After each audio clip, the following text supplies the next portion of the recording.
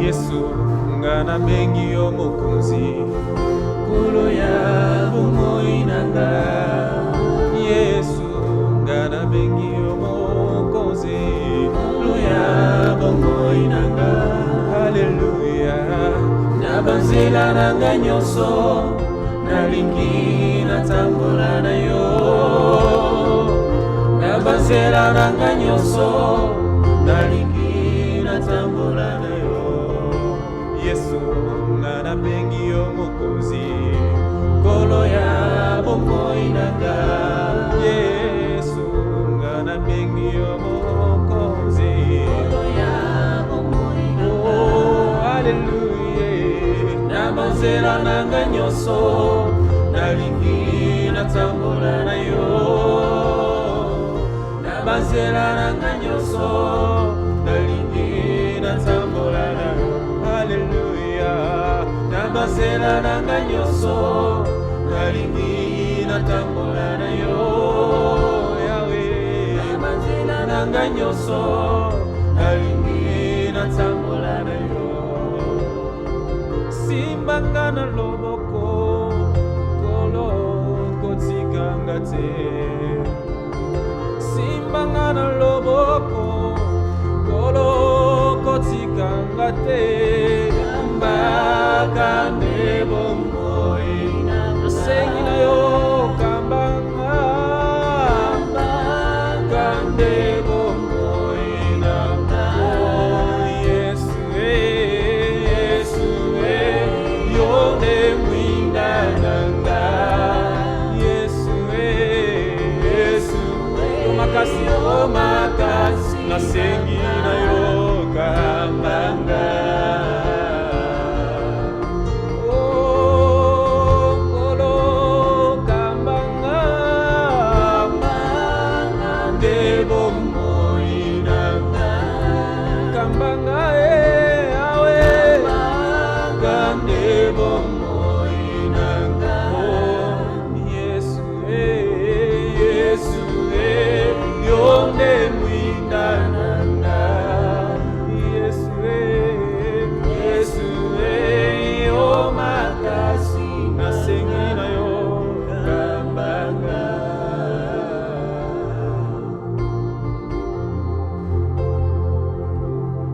Que Dieu vous bénisse au nom merveilleux de notre Seigneur et Sauveur Jésus-Christ. Nous rendons grâce à l'Éternel notre Dieu pour cet après-midi et surtout pour l'enseignement que le Seigneur nous donne cet après-midi. Amen, amen. Amen. Que vos oreilles soient vraiment attentives pour écouter cet enseignement et que vos cœurs puissent recevoir cette parole avec douceur parce que la parole de Dieu dit recevez avec douceur la parole qui est plantée en vous et la parole qui peut sauver vos âmes. Est-ce que j'ai parlé à quelqu'un? Bien-aimés dans le Seigneur, lors de l'accomplissement de la vision de Pharaon sur la période des vaches maigres, la famine régnait dans tous les pays d'Égypte, jusqu'à Canaan, là où résidaient Jacob et ses 10 enfants, excepté Joseph qui était vendu en Égypte tout simplement à cause de la haine de ses frères. Et lorsque Jacob apprit qu'il y avait du blé en abondance en Égypte, va se donner aussi l'objectif d'envoyer sa famille pour aller chercher du blé. Amen, amen. Et il envoie ses 10 enfants pour aller chercher les vivres. Nous pouvons vérifier ça en Genèse chapitre 42, verset 3. La Bible dit ceci. 10 frères de Joseph descendirent en Égypte pour acheter du blé. Amen, amen. Et les 10 frères, aussitôt qu'ils arrivent en Égypte, ils vont croiser leurs frères qui étaient méconnaissables à leurs yeux. Mais Joseph les connaissait et les avait identifiés, que c'était sa famille. Amen, amen. Amen. Et voilà pourquoi, quand Joseph a reconnu ses frères, il eut le projet donc de les faire demeurer là-bas en Égypte. Quelqu'un comprend ça?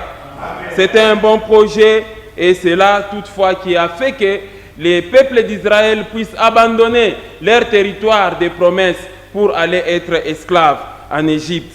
Et Israël s'est établi en Égypte et devenait de plus en plus nombreux. Amen, amen. Amen. Et longtemps après, Joseph va mourir et il y a un roi qui ne connaissait plus Joseph. Quelqu'un comprend ça? Ce roi-là n'a point connu Joseph et c'est là que le peuple d'Israël va maintenant être rendu esclave. Quelqu'un comprend ça? Amen. Lisons les Écritures en Exode chapitre 1, versets 6 à 14. Vous allez comprendre quelque chose. Joseph mourut ainsi que tous ses frères et toute cette génération-là mourut. Les enfants d'Israël furent féconds et multiplièrent.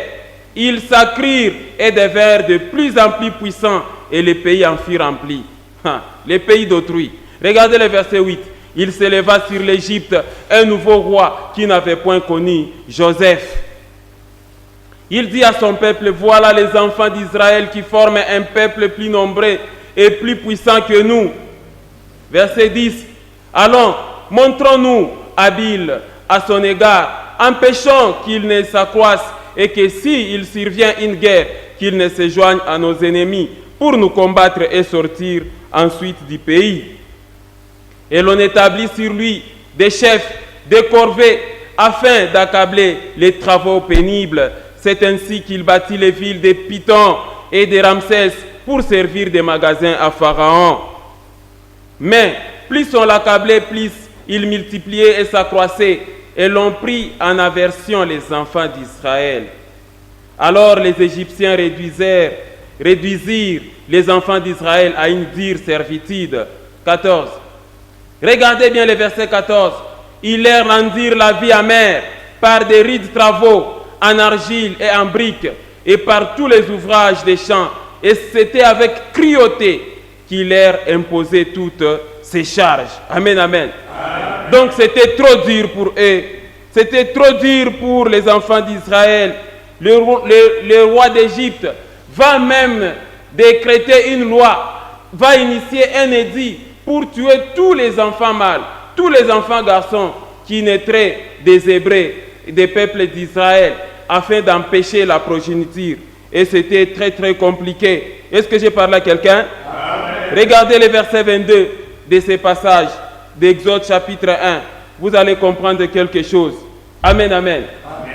Quand vous êtes dans le livre d'Exode chapitre 1, au verset 22, la Bible dit ceci. Alors Pharaon donna cet ordre à tout son peuple. Vous jetterez dans les fleuves tout garçon qui naîtra et vous laisserez vivre toutes les filles. Ça, c'est une loi vraiment diabolique. Est-ce que quelqu'un comprend ça? Amen. C'était un homme sans cœur. Comment tu peux commencer à jeter des bébés garçons dans les fleuves pour que les enfants soient la nourriture des crocodiles? Ça, c'était vraiment une loi venant du royaume des ténèbres. Est-ce que j'ai parlé à quelqu'un? C'était une loi diabolique. C'était un roi sans cœur. Il ne pensait même pas aux douleurs de l'enfantement et à la souffrance de 9 mois de grossesse chez les Hébreux. Et il se décida que les enfants soient jetés dans les fleuves. Et à cette même époque, naquit un garçon qui se nommait Moïse. Et sa mère va cacher cet enfant toujours le long du fleuve, mais cette fois-ci dans un panier à côté des roseaux. Et comme la princesse, la fille de Pharaon, aimait bien nager, va passer par là. Et quand elle aperçoit les petits paniers, dedans il y avait Moïse. Amen, amen. Amen. Et c'est comme ça que cet enfant va être adopté par la fille de Pharaon. Et Moïse a grandi dans la maison de Pharaon. Et il avait l'âge de 40 ans lorsque il va prendre l'initiative de visiter ses frères. Et le jour où il est sorti du palais royal, il va trouver un Égyptien en train de tabasser un Israélien. Et c'est comme ça que Moïse va s'abattre sur l'Égyptien et il va le tuer. La nouvelle arriva jusqu'aux oreilles de Pharaon. Et le lendemain encore, il trouve des Hébreux en train de se bagarrer. Et il va les inviter à la paix pour dire, vous êtes les mêmes, ça ne sert à rien de vous bagarrer. Et c'est comme ça que l'un d'eux va dire, tu veux nous tuer comme tu as tué l'Égyptien hier? C'est à ce message-là, c'est à cette parole que Moïse va se rendre compte que la nouvelle est arrivée jusqu'au roi. Et il va prendre fuite pour aller dans les territoires des Madian. Vous connaissez bien l'histoire. Est-ce que j'ai parlé à quelqu'un? Amen. Et c'est comme ça que Moïse, à 40 ans, est obligé de prendre son exil pour aller habiter dans le territoire de Madian. Et là, il demeura aussi 40 ans. Et c'est là qu'il avait perdu complètement son langage. Il commençait à bégayer parce qu'il était au service de la bergerie. Est-ce que j'ai parlé à quelqu'un? Lorsqu'il a fait 40 ans, il a vu un buisson. Donc c'est à l'âge de 80 ans que l'Éternel va apparaître à Moïse sous forme d'un buisson pour lui donner la mission d'aller délivrer son peuple en Égypte. Quelqu'un comprend ça? Amen. Et Moïse va accepter. Moïse rentre en Égypte avec un message clair aux enfants d'Israël. Que ici où vous êtes en train de vous établir, vous êtes devenus trop nombreux. Ce n'est pas chez vous. Il est grand temps pour vous de quitter l'Égypte et d'aller à Canaan. Et le peuple a dit, comment irons-nous? L'Éternel m'a envoyé. Amen, amen. Amen. Dieu m'a envoyé pour vous libérer de l'esclavage de l'Égypte et pour vous faire entrer dans Canaan. C'était une promesse ferme. L'Éternel a entendu vos cris, vos lamentations, la cruauté avec laquelle on vous traite par les Égyptiens. Maintenant, l'Éternel se décide de vous libérer, de quitter l'Égypte pour aller à Canaan. Est-ce que j'ai parlé à quelqu'un? Amen. Lisons Exode chapitre 12, versets 37 à 38. Vous allez comprendre quelque chose. Amen, amen. Les enfants d'Israël partirent de Ramsès pour Sikoch, au nombre d'environ 600 000 hommes, des pieds sans les enfants. Une multitude de gens de toute espèce montèrent avec eux. Ils avaient aussi des troupeaux considérables de brebis et des bœufs. Amen, amen. Amen. Comme vous venez de le constater, plus de 600 000 hommes ont quitté l'Égypte avec Moïse, ont quitté l'Égypte sous la conduite de Moïse, mais ils ne sont pas entrés en Canaan. Ils sont morts tous dans le désert, exception faite de Caleb. Amen, amen. C'est curieux de voir comment 600 000 hommes qui ont quitté l'Égypte et auxquels Dieu a dit allons dans Canaan, mais ils sont morts dans le désert. Est-ce que Dieu a envoyé Moïse pour les mentir? Non. Amen, amen. Lisons Nombre chapitre 26, verset 65. Vous allez comprendre quelque chose. Amen, amen. Car l'Éternel avait dit, ils mourront dans le désert. Ah, amen, hein? Amen. Moïse est parti avec le message que allons en Canaan. Mais regardez quand nous sommes en Nombre 26, 65. Car l'Éternel avait dit, ils mourront dans le désert et il n'en restera pas un, excepté Caleb, fils de Jéphuné, et Josué, fils de qui? De Nun. Amen, amen. Amen. Alors, Dieu n'est pas un homme pour mentir, ni un fils de l'homme pour se repentir. Si c'était pour mourir, Moïse allait partir avec ce message-là au peuple d'Israël que non, je suis venu vous prendre de l'Égypte pour aller vous enterrer dans le désert, vous allez mourir tous dans le désert. Mais l'Éternel avait dit que c'est pour vous amener à Canaan. Mais quand Dieu dit que non, non, ils mourront tous, qu'est-ce qui a enflammé la colère de Dieu au point qu'il prenne une telle décision? Amen, amen. Amen. Voilà ce qui a motivé cet enseignement. Voilà la problématique même de cet enseignement. Comment expliquer que Dieu était tellement enflammé de colère jusqu'au point de prendre la décision qu'ils mourront tous dans le désert. Donc sur 600 000, 568 000 sont morts dans le désert, exception faite de Caleb et de qui? Et de Josué. Quelqu'un comprend ça? Amen. Telle est la question principale que nous allons essayer de répondre dans cette question. Voilà pourquoi j'ai proposé pour vous un thème merveilleux qui est intitulé « Les 4 éléments qui ont empêché Israël de la génération Moïse d'entrer en terre promise ». Est-ce que quelqu'un voit le thème? Amen. Voilà les 4 éléments qui ont empêché Israël de la génération Moïse d'entrer en terre promise. Amen, amen. Amen. La terre a été promise, mais ils ne sont pas entrés à cause de leur incrédulité, à cause tout simplement de leur désobéissance, à cause de l'endurcissement de leur cœur. Et nous allons résumer ça en 4 points essentiels. Est-ce que j'ai parlé à quelqu'un? Amen. Lisons un peu 1 Corinthiens chapitre 10, verset 1 à 5. Vous allez voir comment l'apôtre Paul est en train d'expliquer ces choses. Frères, je ne veux pas que vous ignoriez que nos pères ont tous été sous la nuée, qu'ils ont tous passé au travers de la mer. Verset 2.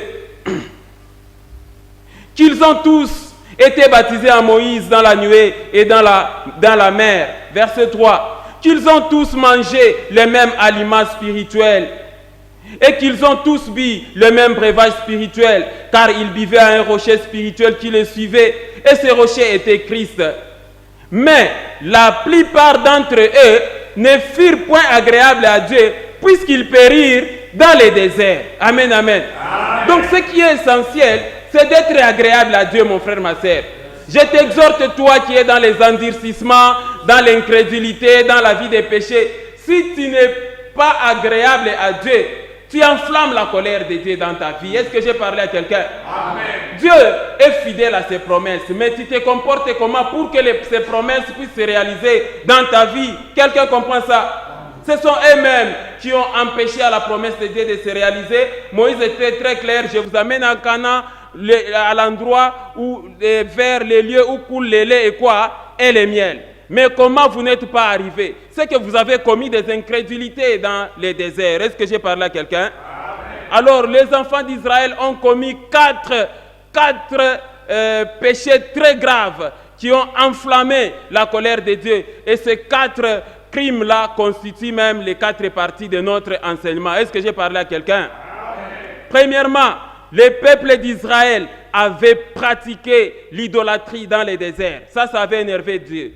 Deuxièmement, le peuple d'Israël s'est livré à l'impudicité dans les déserts. Troisièmement, le peuple d'Israël a tenté Dieu dans les déserts. Quatrièmement, le peuple d'Israël a murmuré dans les déserts. Voilà les 4 choses-là qui ont fait que Dieu a été sérieusement énervé au point qu'ils ne sont plus entrés dans la promesse. Si toi aussi, tu es dans l'idolâtrie, tu es dans l'impudicité, tu es dans les tentations et dans les murmures, sachez que tu enflammes la colère de Dieu dans ta vie. Est-ce que j'ai parlé à quelqu'un?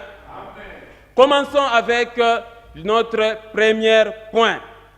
Les peuples d'Israël avaient pratiqué l'idolâtrie dans les déserts. Amen, amen. L'idolâtrie, c'est une pratique mauvaise. C'est une des pratiques qui avait empêché, qui avait énervé Dieu et qui avait empêché le peuple d'Israël de la génération Moïse d'entrer en terre promise, d'entrer en Canaan. Amen, amen, amen. Qu'est-ce que signifie idole? J'aimerais que tu comprennes ça. Idole vient du mot grec eidolon, qui signifie une image, une représentation, un faux Dieu, une image pour adorer, une représentation d'une divinité, un objet d'une immense admiration ou d'un amour très passionné. Ça peut être le sport, ça peut être le cinéma, ça peut être la musique, ça peut être, je ne sais pas moi, votre mari, ainsi de suite. Est-ce que j'ai parlé à quelqu'un? L'idolâtrie, c'est le fait de se prosterner devant une statuette, devant une créature. Et Dieu a toujours mis son peuple en garde contre l'idolâtrie. Amen, amen. Contre toute tentative de l'idole. Est-ce que j'ai parlé à quelqu'un? Que ce soit dans l'ancienne alliance avec Israël depuis sa sortie d'Égypte, que ce soit dans cette nouvelle alliance avec l'Église de Christ, Dieu nous interdit de pratiquer l'idolâtrie. Est-ce que quelqu'un comprend ça? Alors comment expliquer que le peuple d'Israël, dont Dieu est sauveur, ils ont vu des prodiges et des miracles à main puissante et à bras étendus? Dieu les a délivrés de la main de Pharaon. Dieu a déchiré la mer Rouge. Dieu les protégeait dans les déserts. Mais ils arrivent là, ils abandonnent le vrai Dieu pour commencer à s'incliner devant les statuettes. Est-ce que c'est normal ça? Ça avait énervé Dieu. Et pourtant, ils avaient déjà cette loi. Lisons Lévitique chapitre 26, verset 1. Vous allez voir la loi. Moïse leur avait dit clairement ces principes. Je dis encore qu'on a eu. Lévitique 26, verset 1. Vous ne vous ferez point d'idole. Ça, c'est un ordre du Seigneur. Vous ne vous ferez point d'idole. Vous ne vous élèverez ni image taillée, ni statue, et vous ne placerez dans votre pays aucune pierre ornée de figures pour vous prosterner devant elle, car je suis l'Éternel, votre Dieu. Amen, amen. Quelqu'un a vu ces passages? C'était une loi divine. Amen, amen. C'était une loi divine donnée par Dieu. Donc l'idolâtrie, c'est vraiment un outrage à Dieu et trouve sa source dans le refus de l'homme de dépendre de Dieu. Quelqu'un comprend ça? Ou dans le refus de l'homme de reconnaître la grandeur et la souveraineté de Dieu, créateur des cieux, de la terre, de la mer et de tout ce qui s'y trouve. J'ai parlé à quelqu'un. Et dans toutes les générations, Dieu nous interdit toujours de pratiquer l'idolâtrie. Et les enfants d'Israël ont enflammé, ont provoqué la colère de Dieu en pratiquant l'idolâtrie dans les déserts. Voilà pourquoi ils ne sont pas entrés. Est-ce que j'ai parlé à quelqu'un? Lisons Exode chapitre 20, versets 4 à 5. Vous allez voir, ça fait partie des commandements lorsque Moïse est descendu de la montagne avec les commandements. Il dit ceci: tu ne te feras point d'image taillée, ni de représentation quelconque des choses qui sont en haut dans les cieux, qui sont en bas sur la terre et qui sont dans les eaux plus bas que la terre. Ça, c'est les commandements. Regardez le verset 5. Amen, amen. Tu ne te prosterneras point devant elles et tu ne les serviras point, car moi, l'Éternel ton Dieu, je suis un Dieu jaloux qui punit l'iniquité des pères sur les enfants jusqu'à la 3e et la 4e génération de ceux qui me haïssent. Amen, amen. Bon, imaginez-vous, on a lu en Lévitique 26:1, Dieu donne les avertissements. En Exode aussi, quand Moïse descend avec les tablettes des commandements, Dieu les avertit. Et c'est le même peuple ici qui va encore pratiquer l'idolâtrie. Donc quand vous faites le contraire de ce que Dieu vous ordonne de faire, qu'est-ce que vous attendez de Dieu? Une faveur? Non. Est-ce que j'ai parlé à quelqu'un? L'obéissance vaut mieux que les sacrifices. Quelqu'un comprend ça? Amen. Donc malgré tous ces avertissements, le peuple d'Israël a énervé Dieu en pratiquant l'idolâtrie. Quelqu'un comprend ça? Amen. Regardez d'abord comment ils ont pratiqué l'idolâtrie. Lisons attentivement Exode chapitre 32, les versets 1 à 10. Regardez, même vous à la place de Dieu, ça va vous énerver. Le peuple, voyant que Moïse tardait à descendre de la montagne, s'assembla autour d'Aaron et lui dit: allons, faites-nous un Dieu qui marche devant nous, car c'est Moïse, cet homme qui nous a fait sortir du pays d'Égypte. Nous ne savons ce qu'il est devenu. Ça, c'est le refus d'obéir à Dieu et d'accepter l'idole comme leur Dieu. Verset 2.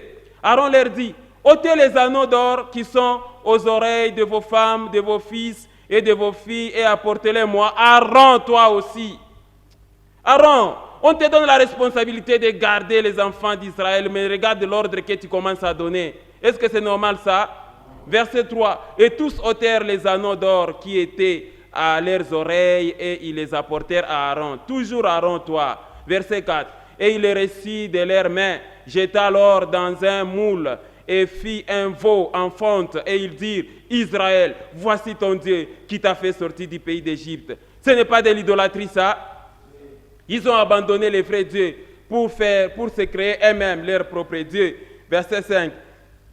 Lorsqu'Aaron vit cela, il bâtit un autel devant lui et il s'écria: demain, il y aura fête à l'honneur de l'Éternel. Quelle fête à l'honneur de l'Éternel, Aaron? Verset 6. Le lendemain, ils se levèrent de bon matin et ils offrirent des holocaustes et des sacrifices d'action de grâce. Le peuple s'assit pour manger, pour boire, puis ils se levèrent pour se divertir. C'est triste. Verset 7.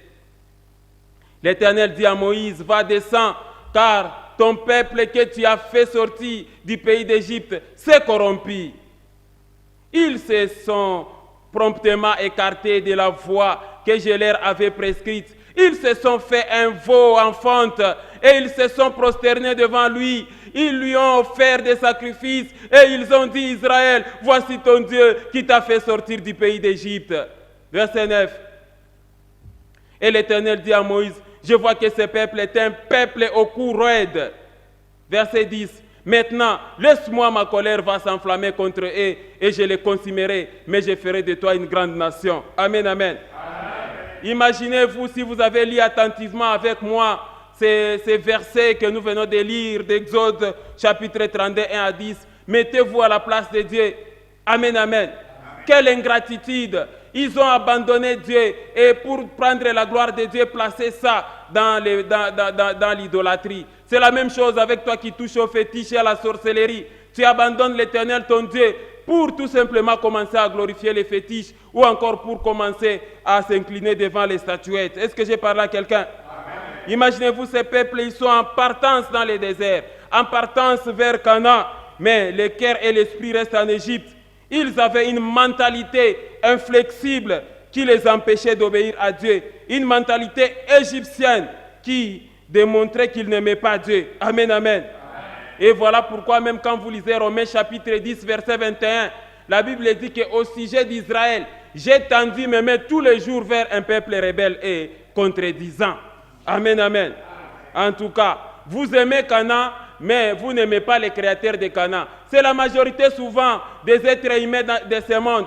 Vous aimez bien les choses de ce monde, mais vous avez de la haine. Vous n'aimez pas les créateurs de ces choses. Vous aimez bien être à côté des plages, vous aimez bien contempler des fleurs, être dans les avions, aller voir des beaux paysages, tout ça dans le tourisme.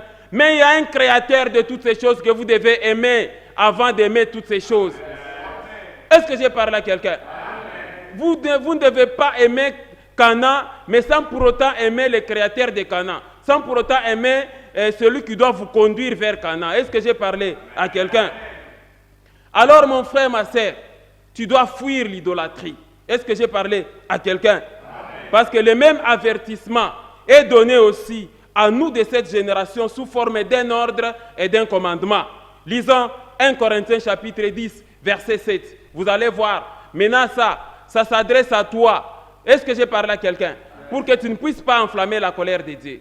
Je disais encore qu'on a eu 1 Corinthiens chapitre 10, verset 7. Regardez.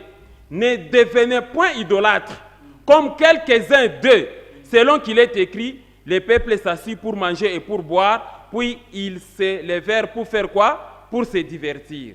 Amen, amen. Donc la pratique de l'idolâtrie avait empêché les peuples d'Israël de la génération Moïse d'entrer en terre promise. Et aujourd'hui, cette même pratique, Dieu t'empêche. Amen, amen. Et cette même pratique, si tu pratiques l'idolâtrie aujourd'hui, sachez que ça peut t'empêcher aussi d'hériter les promesses de Dieu et d'accéder à la vie éternelle. J'ai parlé à quelqu'un? L'idolâtrie, c'est chercher à remplacer Dieu. Tout ce que vous mettez en première position, c'est ça l'idolâtrie. Quand vous aimez votre femme plus que Dieu, vous n'êtes pas digne de Dieu. C'est que votre femme là, c'est une idole. Vous aimez la voiture, vous aimez les voyages, vous aimez toutes les choses, tout ce que vous placez au-dessus de Dieu. C'est de l'idolâtrie. Est-ce que j'ai parlé à quelqu'un? Fuyez l'idolâtrie sera un thème à développer aussi dans nos prochains enseignements. Est-ce que j'ai parlé à quelqu'un? Passons rapidement au deuxième point. Le deuxième élément qui a empêché Israël de la génération Moïse d'entrer en terre promise, c'est que le peuple d'Israël s'est livré à l'impudicité dans le désert. Ça, c'est vraiment grave. Amen, amen. Le peuple d'Israël s'est livré à l'impudicité. Et l'impudicité, c'est le deuxième élément qui a constitué les points de discordance entre Dieu et le peuple d'Israël. La pratique de l'impudicité. Amen, amen. J'aimerais te faire comprendre aujourd'hui ce qu'on entend par l'impudicité. L'impudicité vient du mot grec. Quelqu'un voit ça? L'impudicité vient du mot grec porneia, c'est-à-dire porno. Amen, amen. L'impudicité vient du mot grec porneia.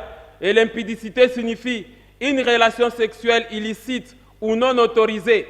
Et ça suppose l'adultère, la fornication, l'homosexualité. Ça suppose aussi la relation sexuelle avec un animal, avec une femme divorcée, un homme divorcé, avec une femme libre ou encore un homme libre, avec une veuve ou un veuf, ainsi de suite. C'est l'impudicité. L'impudicité signifie aussi l'inceste sous toutes ses formes. Donc tout cela qui sort avec leurs membres de famille, c'est l'impudicité. L'impudicité, ça signifie aussi le culte des idoles, c'est-à-dire suivre des statuettes ou consommation des choses sacrifiées aux démons. Amen, amen. Et les enfants d'Israël ont pratiqué ces choses dans le désert. Ça a énervé Dieu. Amen, amen. Moïse les a exhortés, que l'Éternel a dit que vous serez saints parce que vous êtes les miens. Vous êtes les miens. Soyez saints dans toute votre conduite. Mais quand le peuple d'Israël, en plus de l'idolâtrie, ils vont ajouter aussi la vie impudique. Ça a énervé Dieu. Et conséquence, ils ne sont pas entrés en Canaan, ils sont morts tous dans le désert. Est-ce que j'ai parlé à quelqu'un? Dieu a toujours interdit à ses enfants de se livrer à l'impudicité. C'est un péché contre son propre corps. Quand vous commettez des impudicités, sortir avec des animaux, l'homosexualité, les incestes, sortir, faire des rapports sexuels hors mariage, tout ça, ça énerve Dieu et ça vous empêche d'hériter les promesses de Dieu. Est-ce que j'ai parlé à quelqu'un? Ça suit le corps. L'impudicité suit l'être entier, le corps, l'âme et l'esprit. Amen. Voilà pourquoi dans le livre des Corinthiens, on dit « Prendrai-je le corps qui est le temple du Saint-Esprit et le lierai-je à une prostituée ?» Non. Amen, amen. Nous devons fuir l'impudicité. Et l'impudicité, c'est toutes sortes de pratiques sexuelles non approuvées par Dieu, quelle que soit la nature. Amen, amen. L'usage contre nature de la femme. Quelqu'un comprend ça? Voilà pourquoi même dans des foyers, il y a de la suire, il y a de l'impudicité, même chez les mariés des fois, parce que vous avez souvent des usages contre nature de la femme, vous les hommes. Amen, amen. Est-ce que j'ai parlé à quelqu'un? Alors l'Éternel s'est décidé, pas question pour ces peuples d'entrer dans Canaan avec une telle mentalité. Voilà pourquoi Dieu ne bénit pas certaines personnes. Il dit, si je les bénissais, voilà, il va se livrer à l'impudicité. Est-ce que j'ai parlé à quelqu'un? Voilà pourquoi j'ai toujours dit que la pauvreté, c'est des fois une bénédiction pour certaines personnes à cause de leur mauvaise disposition à commettre l'impudicité. Est-ce que j'ai parlé à quelqu'un? Voici quelques pratiques de l'impudicité. Je voulais marteler sur ces choses. Regardez la liste de quelques pratiques de l'impudicité. Premièrement, la fornication. Fornication signifie relation sexuelle hors mariage ou en dehors du lien de mariage. Vous êtes mariés, mais vous cherchez dehors. Les petites filles, les mamans, toutes sortes de filles, de prostituées rôdent autour de vous alors que vous avez l'alliance à la main. Dieu n'est pas content de ça. Est-ce que j'ai parlé à quelqu'un? Il y a aussi ce qu'on appelle la masturbation, c'est-à-dire relation sexuelle avec soi-même. Dieu interdit ça, c'est de l'impudicité ça. Est-ce que j'ai parlé à quelqu'un? Il y a aussi l'homosexualité, c'est-à-dire relation sexuelle avec une personne de même sexe. Il y a aussi les lesbiennes, c'est-à-dire les femmes entre eux. Il y a aussi les relations sexuelles avec les animaux. C'est devenu vraiment à la mode ces derniers temps. Il y a des jeunes filles qui tombent dans des pièges, là où on leur donne l'argent et on leur donne un chien pour commettre des relations sexuelles. Ça s'appelle impudicité. Dieu interdit ça. Et impudicité, une autre pratique de l'impudicité, c'est l'adultère, c'est-à-dire relation sexuelle avec une personne autre que son conjoint dans les mariages. Il y a aussi le culte des idoles, c'est-à-dire suivre de l'idolâtrie, la consommation des sacrifices offerts aux idoles, ou encore la convoitise sous toutes ses formes. Amen, amen. Voilà donc la pratique de l'impudicité. Et les peuples d'Israël dans le désert ont fait toutes ces choses. Et ça a énervé Dieu. Vous n'allez pas dire que non, voilà, Dieu est menteur. Non, amen, amen. Dieu n'est pas un homme pour mentir. Moïse est allé avec la promesse claire. Allons dans Canaan, mais vous arrivez en cours de route, vous commencez à pratiquer l'impudicité. Ça a énervé Dieu. Est-ce que j'ai parlé à quelqu'un? Et tout ce que je viens de vous relater ici, lisons seulement attentivement. Je prends tout mon temps. Lisons en Lévitique chapitre 18, de 4 à 30. Vous allez voir comment Dieu avait interdit le peuple d'Israël de pratiquer l'impudicité. Regardez, vous pratiquerez mes ordonnances et vous observerez mes lois. Vous les suivrez, je suis l'Éternel votre Dieu. 5. Vous observerez mes lois et mes ordonnances. L'homme qui les mettra en pratique vivra par elles. Je suis l'Éternel. Verset 6. Nul de vous ne s'approchera de sa parente pour découvrir sa nudité. C'est l'inceste là. Je suis l'Éternel. Donc il a interdit ça. Verset 7. Le verset 7. Tu ne découvriras point la nudité de ton père, ni la nudité de ta mère. C'est ta mère. Tu ne découvriras point sa nudité. Ce n'est pas clair? Verset 8. Tu ne découvriras point la nudité de la femme de ton père. C'est la nudité de ton père. Verset 9. Tu ne découvriras point la nudité de ta sœur, fille de ton père, ou fille de ta mère, née dans la maison ou née hors de la maison.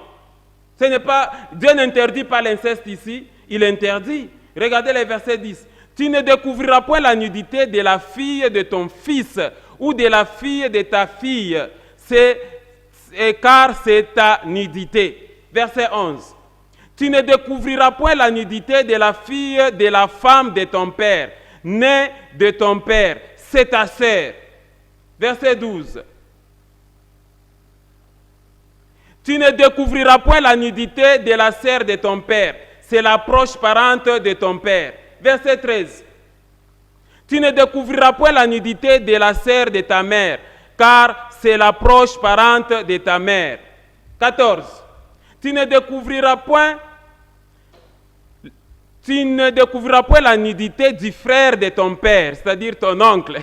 Tu ne t'approcheras point de sa femme, c'est ta tante. Ah, les versets sont clairs, n'est-ce pas? Verset 15. Tu ne découvriras point la nudité de ta belle-fille, c'est la femme de ton fils. Tu ne découvriras point sa nudité. Verset 16. Tu ne découvriras point la nudité de la femme de ton frère, c'est la nudité de ton frère. Verset 17. Tu ne découvriras point la nudité d'une femme et de sa fille. Tu ne prendras point la fille de son fils, ni la fille de sa fille pour découvrir leur nudité. Ce sont tes proches parentes, c'est un crime. Verset 18. Tu ne prendras point la sœur de ta femme pour exciter une rivalité. Vous, les hommes qui sortez avec vos belles sœurs dans vos maisons, est-ce que vous lisez bien ces passages? Et toi, la femme qui sort avec les grands frères ou les petits frères de ton mari, est-ce que tu vois ces passages? Tu ne prendras point la sœur de ta femme pour exciter une rivalité en découvrant sa nudité à côté de ta femme pendant sa vie. Verset 19. Tu ne t'approcheras point d'une femme pendant son impureté menstruelle pour découvrir sa nudité. Tu n'auras point commerce avec la femme de ton prochain pour t'essuyer avec elle. Vous qui donnez l'argent aux femmes d'autrui et vous sortez avec elle. Vous avez vu les passages? Amen, amen.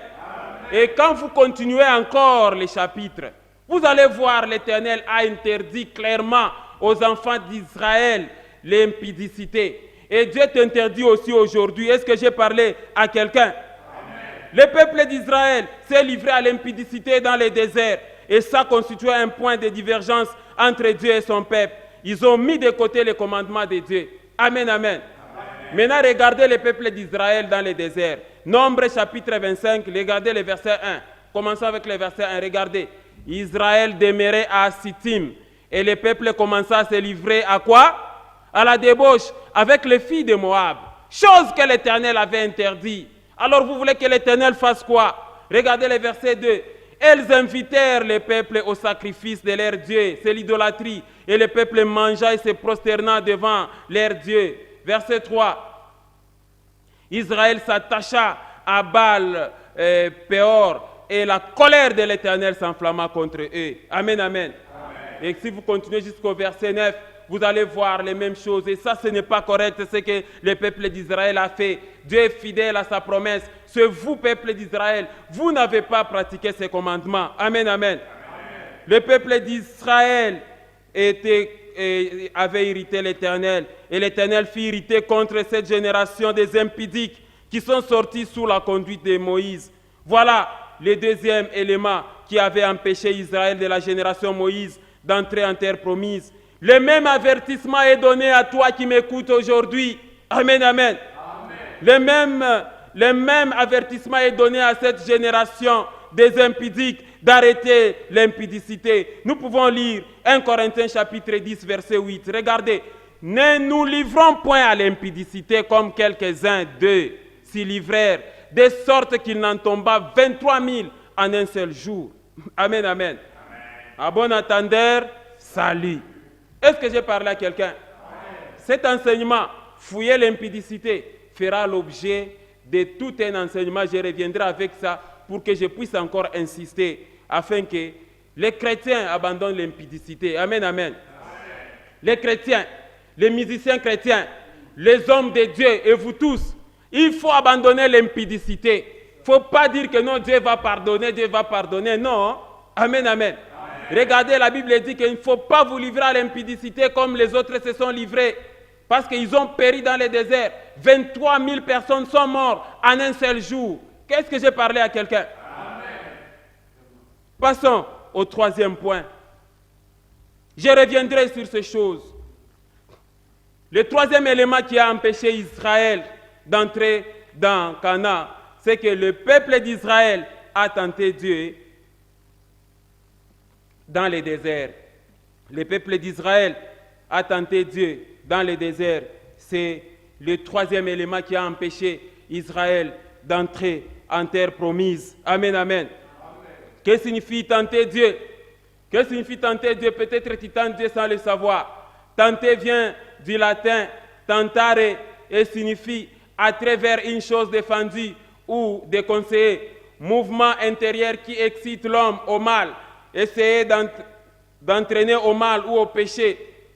Inciter quelqu'un à faire le mal en éveillant son désir ou encore son envie. Provoquer chez quelqu'un le désir d'envie ou d'agir dans le sens voulu. Amen, amen. C'est ça, tenter Dieu. Et le peuple d'Israël a tenté Dieu dans le désert. Et Dieu était très énervé. Est-ce que j'ai parlé à quelqu'un? Tenter Dieu, c'est tout simplement demander à Dieu les effets de sa toute-puissance, demander à Dieu des miracles là où les miracles ne sont pas nécessaires. C'est comme ça que vous trouvez beaucoup de serviteurs de Dieu derrière des miracles toujours. Vous voulez faire les miracles pour impressionner les gens et conséquence, vous touchez au fétiche. Est-ce que j'ai parlé à quelqu'un? Ça s'appelle tenter Dieu. Laissez Dieu faire les miracles. Et il n'existe pas de programmation que non, mercredi, venez vivre les miracles. Amen, amen. Ou encore vendredi, venez dans les consultations prophétiques, vous verrez des miracles et des miracles. Non, ça, il ne faut jamais les programmer parce que celui qui opère toutes choses, c'est qui? C'est Dieu. Amen, amen. Regardez, la Bible, elle est très claire. Quand Jésus-Christ était dans le désert, après avoir prié, jeûné 40 jours et 40 nuits, le tentateur s'est approché pour dire, si tu es fils de Dieu, ordonne que ces pierres deviennent du pain. Jésus avait la capacité de le faire, mais il ne l'a pas fait. Il a dit, il est écrit, l'homme ne vivra pas du pain seulement, mais de toute parole qui sort de la bouche de Dieu. Amen, amen. Ce qui fait que ce n'était pas nécessaire. Est-ce que j'ai parlé à quelqu'un? Il y a beaucoup de chrétiens derrière les miracles. Là où les miracles se font, c'est là où vous êtes en train de fuir et d'aller vous renflouer là-bas. Plein de monde parce qu'ils cherchent les miracles. Là où on enseigne, il faut garder les commandements. Vous prenez fuite. Amen, amen. Des pharisiens, des scribes, en train de suivre Jésus seulement pour voir les miracles. C'est ça les chrétiens d'aujourd'hui. Ils sont comme des scribes et des pharisiens hypocrites. C'est seulement les miracles.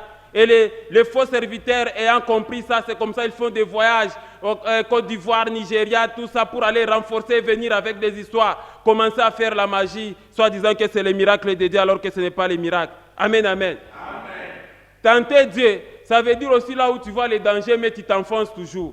Ce n'est pas correct. Tu vois un serpent que non, parce qu'il est écrit que vous saisirez les serpents. Je vais aller toucher les serpents, attention, il va te mordre. Amen, amen. Vous avez vu de l'acide quelque part que non, non, il est écrit que si tu bois quelques breuvages mortels, ça ne te fera pas du mal. Laisse-moi boire de l'acide, tu vas mourir. Ça signifie tenter Dieu. Est-ce que j'ai parlé à quelqu'un? Lisons Matthieu chapitre 4, versets 5 à 7. Vous allez voir cette leçon. Et le peuple d'Israël a tenté Dieu.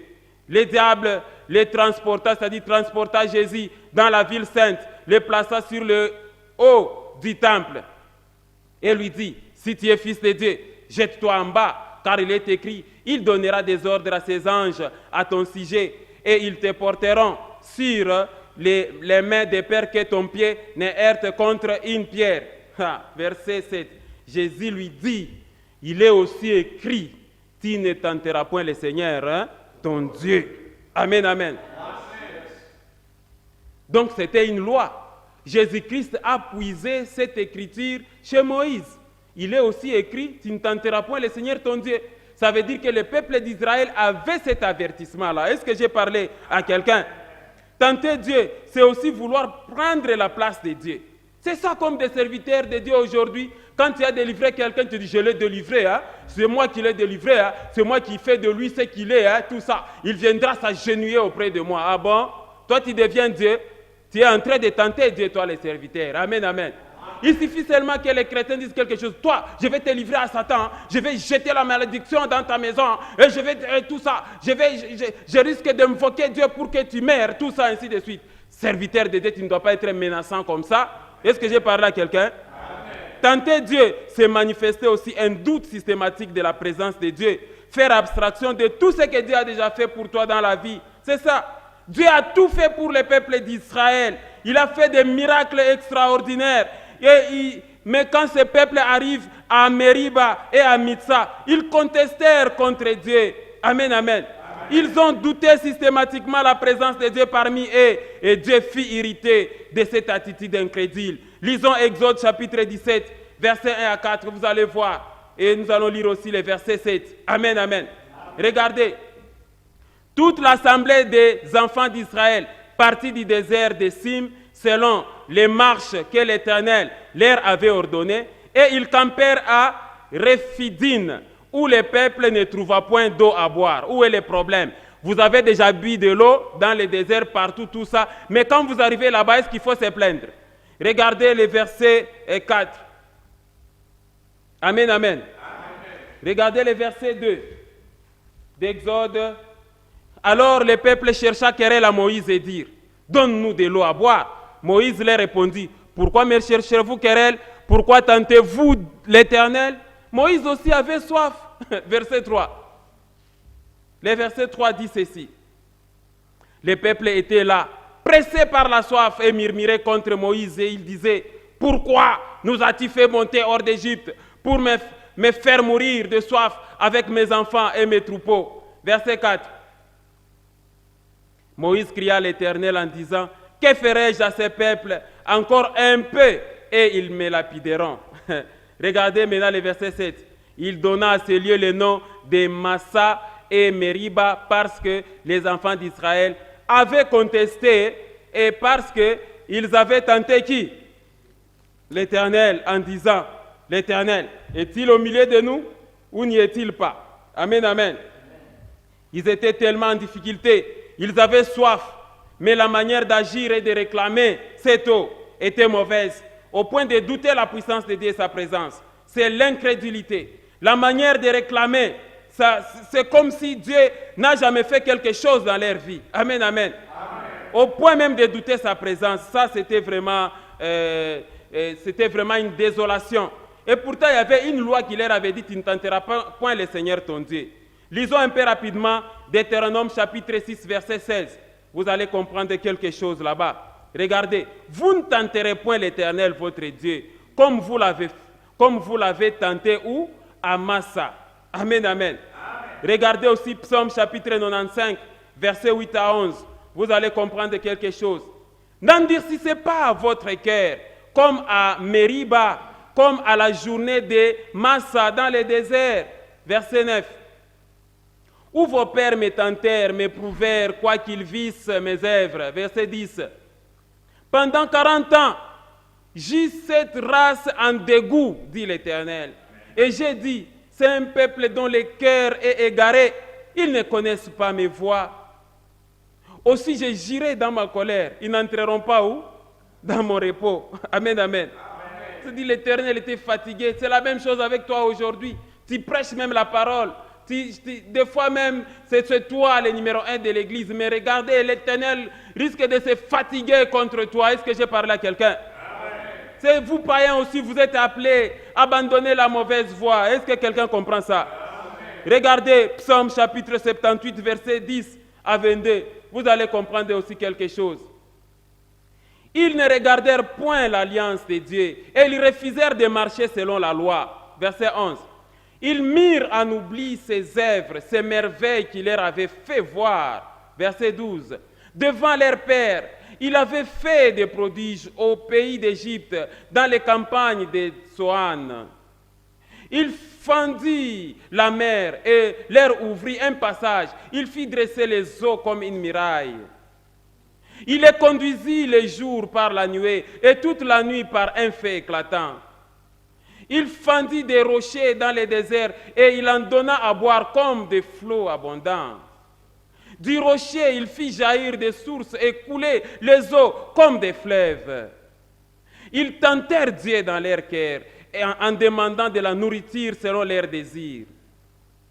Ils parlèrent contre Dieu, ils dirent, Dieu pourrait-il dresser une table dans le désert L'incrédulité. Voici, il a frappé les rochers et des eaux ont coulé et des torrents se sont répandus.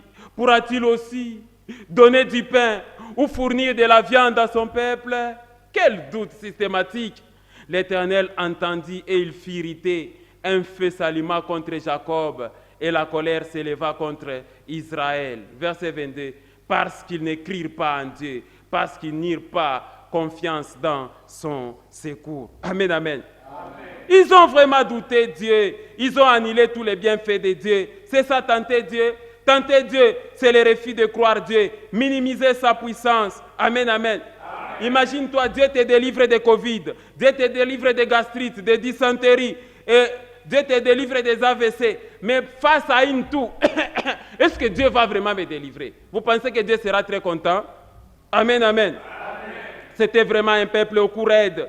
Voilà le troisième élément qui avait empêché le peuple d'Israël de la génération Moïse d'entrer en terre promise. Et aujourd'hui, Dieu te donne aussi le même avertissement sous forme d'un ordre et d'un commandement en 1 Corinthiens chapitre 10, verset 9. Ne tentons point les seigneurs, comme les tentèrent quelques-uns d'eux, qui périrent par quoi? Par les serpents. Tu as entendu? À bon entendeur, salut. Amen, amen. Donc, ne tentons pas les seigneurs, ça fera l'objet d'un enseignement. Je reviendrai avec cet enseignement. Est-ce que j'ai parlé à quelqu'un? Passons rapidement au dernier point, le dernier élément qui a empêché le peuple d'Israël de la génération Moïse d'entrer en Canaan, c'est que le peuple d'Israël a murmuré dans les déserts. Amen, amen. Le peuple d'Israël a murmuré dans les déserts. Et ça avait empêché ces peuples d'entrer dans Canaan. Est-ce que j'ai parlé à quelqu'un? Vous ne devez pas murmurer, je vous dis. Quand vous comprendrez bien la beauté de ces 4 points, quand je vais maintenant commencer à enseigner point par point. Est-ce que j'ai parlé à quelqu'un? Que signifie murmurer? Que signifie murmurer? Vous devez comprendre aussi ces termes. Amen, amen. Murmurer vient du latin murmurare. Murmurer veut dire faire entendre une plainte. Faire entendre une plainte sourdement, sans éclater. Faire un bruit léger. Plainte sourde d'une ou plusieurs personnes. Se lamenter. Le bruit ou les plaintes qui se font et que font plutôt les personnes mécontentes. Faire entendre un bruit de voix sourde et confuse. Se plaindre sourdement. Dire à voix basse, discrètement. Amen, amen. Les enfants d'Israël avaient murmuré dans le désert et cela avait déplu à l'Éternel. Voyons en Exode chapitre 13, versets 1 à 3. Lisons Exode. Toute l'assemblée des enfants d'Israël partit du désert des Sim selon les marches que l'Éternel leur avait ordonnées et ils campèrent à Rephidim où le peuple ne trouva point d'eau à boire. Verset 2. Alors le peuple chercha querelle à Moïse et dit, donne-nous de l'eau à boire. Moïse répondit, pourquoi me cherchez-vous querelle? Pourquoi tentez-vous l'Éternel? Verset 3. Le peuple était là pressé par la soif et murmurait contre Moïse. Il disait, pourquoi nous as-tu fait sortir hors d'Égypte pour me faire mourir de soif avec mes enfants et mes troupeaux? Amen, amen. Amen. Et pourtant, ils avaient déjà un commandement. Dieu leur avait interdit de murmurer. Lisons Nombre chapitre 11, verset 1. Vous allez voir ces passages. Et les versets 4 et 6. Je disais qu'on a où? Nombre 11, verset 1. Regardez.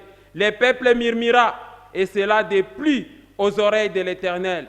Lorsque l'Éternel entendit, sa colère s'enflamma. Le feu de l'Éternel s'alluma parmi eux et dévora l'extrémité du camp. C'était des choses qui n'étaient pas vraiment beaux à voir. Hein? Amen, amen. Ils sont morts sur place. On ne s'amuse pas avec Dieu. Regardez le verset 4. Les ramassis des gens qui se trouvaient au milieu d'Israël fit saisir de convoitises. Et même les enfants d'Israël recommencèrent à pleurer et dire, qui nous donnera de la viande à manger? Regardez le verset 5. Nous nous souvenons des poissons que nous mangeons en Égypte et qui ne nous coûtaient rien. Des concombres, des melons, des poireaux, des oignons et des aules. Maintenant notre âme est desséché, plus rien. Nos yeux ne voient que de la manne. Amen, amen. Et ils ont parlé même de la manne misérable.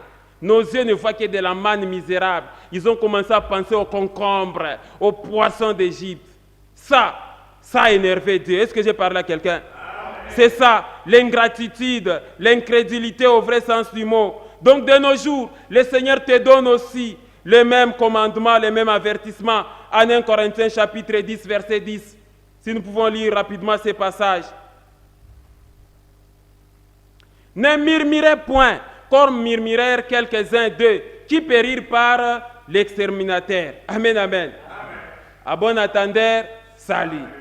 Voilà donc les 4 éléments qui ont empêché le peuple d'Israël de la génération Moïse d'entrer en terre promise. Ne murmurez point, ça fera aussi l'objet d'un enseignement qu'on viendra développer calmement, toi et moi. Est-ce que j'ai parlé à quelqu'un? Quelles sont les recommandations du Seigneur? Amen, amen. Alors j'ai fait pour vous un tableau qui reprend toutes ces recommandations et vous allez voir, l'Éternel donne des leçons à nous de la génération d'aujourd'hui, que si les peuples d'Israël ne sont pas entrés en Canaan, c'est à cause de ces 4 éléments-là. Amen, amen. Et on te donne aujourd'hui les mêmes instructions. Est-ce que j'ai parlé à quelqu'un? 1 Corinthiens chapitre 10. Et regardez bien mon frère, en 1 Corinthiens chapitre 10, verset 6. Or, ces choses sont arrivées pour nous servir d'exemple, afin que nous n'ayons pas le mauvais désir comme ils en ont eu. Est-ce que tu entends ça? Voilà pourquoi la première recommandation, elle est là. Ne devenez point idolâtres. Et c'est 1 Corinthiens chapitre 10, le verset 7. Ne devenez point idolâtres comme quelques-uns d'eux, selon qu'il est écrit, le peuple s'assit pour manger et pour boire, puis se levèrent pour se divertir. Deuxième recommandation, ne nous livrons pas à l'impudicité. Le 1 Corinthiens chapitre 10, verset 8 dit, ne nous livrons pas à l'impudicité comme quelques-uns d'eux qui se livrèrent de sorte qu'il en tomba 23 000 en un seul jour. Troisième recommandation, ne tentons point le Seigneur. 1 Corinthiens chapitre 10, verset 9, ne tentons point le Seigneur comme les tentèrent quelques-uns d'eux qui périrent par les serpents.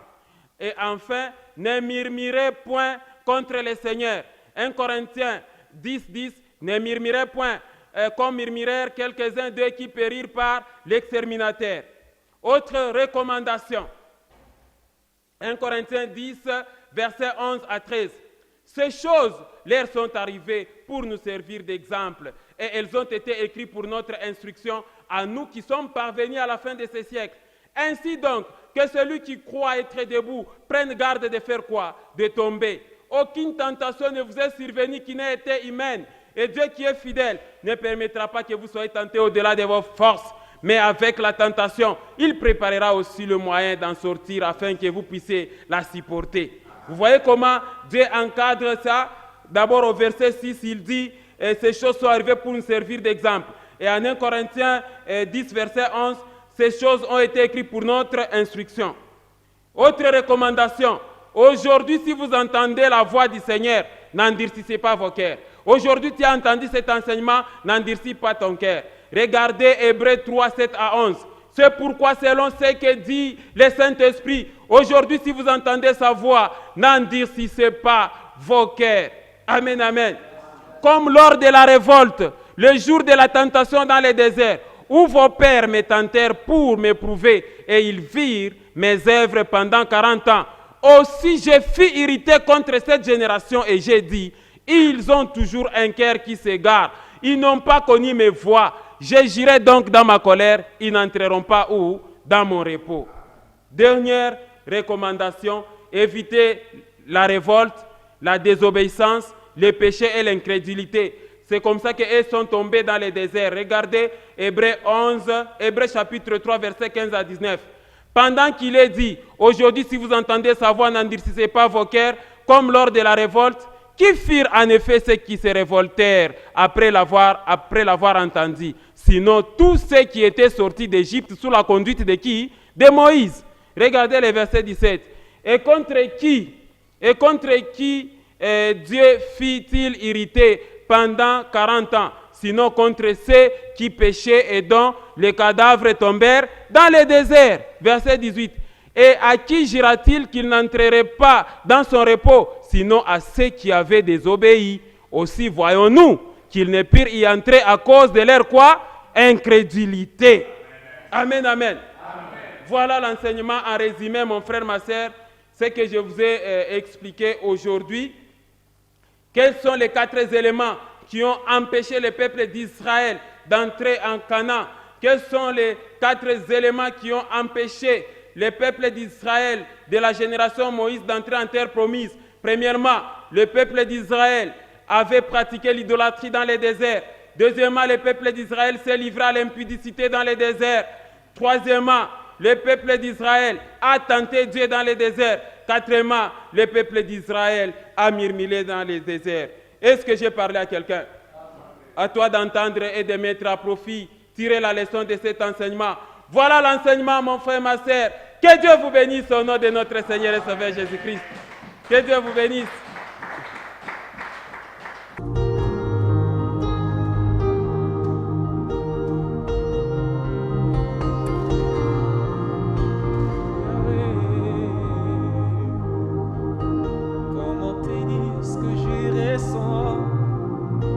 Tes bienfaits sont trop grands.